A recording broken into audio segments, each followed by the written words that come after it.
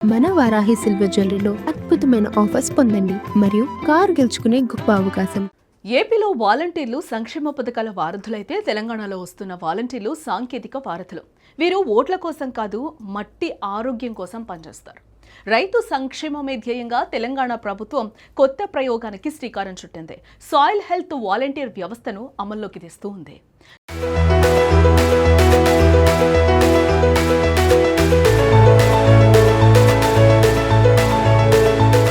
నేడు దేశవ్యాప్తంగా రైతులు ఎదుర్కొంటున్న అతిపెద్ద సమస్య భూసారం క్షీణించటం.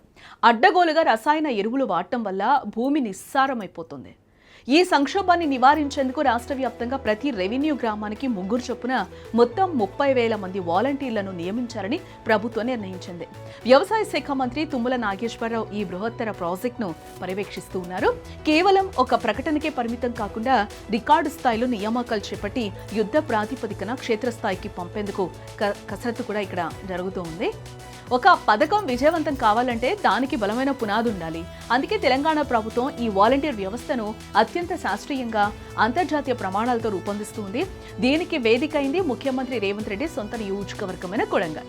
ఇక్కడ పైలట్ ప్రాజెక్టుగా ప్రారంభమైన ఈ కార్యక్రమానికి అంతర్జాతీయ సంస్థ ఇక్రిసాట్ సాంకేతిక భాగస్వామిగా వ్యవహరిస్తుంది.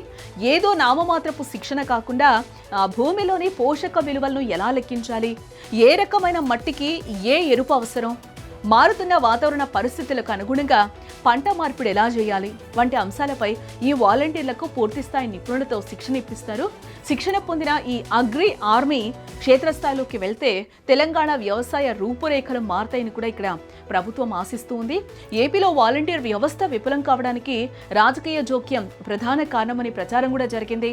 బట్ తెలంగాణ సర్కార్ ఇక్కడ అత్యంత అప్రమత్తంగా వ్యవహరిస్తూ ఉంది. వీరు కేవలం ప్రభుత్వం ఇచ్చే పింఛన్ల పంపిణీకో లేదా సంక్షేమ పథకాల ప్రచారానికో పరిమితం కారు. సాయిల్ హెల్త్ కార్డుల ఆధారంగా రైతులకు సరైన దిశానిర్దేశం చేయడం వీరి ప్రధాన విధి. తక్కువ పెట్టుబడితో ఎక్కువ రాబడి ఎలా రాబట్టాలి, సేంద్రియ ఎరువుల ప్రాధాన్యత ఏంటి వంటి విషయాల్లో రైతులకు గైడ్స్ లా పనిచేస్తారు.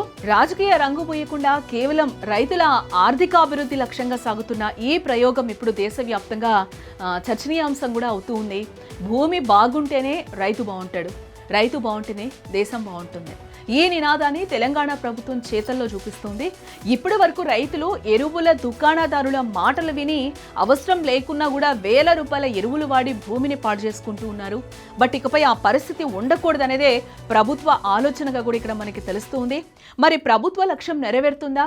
ఈ సాయిల్ వాలంటీర్స్ ద్వారా తెలంగాణ వ్యవసాయ రంగంలో మార్పులు రాబోతున్నాయా అన్నది చూడాలి. మరి తెలంగాణ ప్రభుత్వ నిర్ణయంపై మీ అభిప్రాయం ఏంటో కింద తప్పకుండా కామెంట్ చేయండి.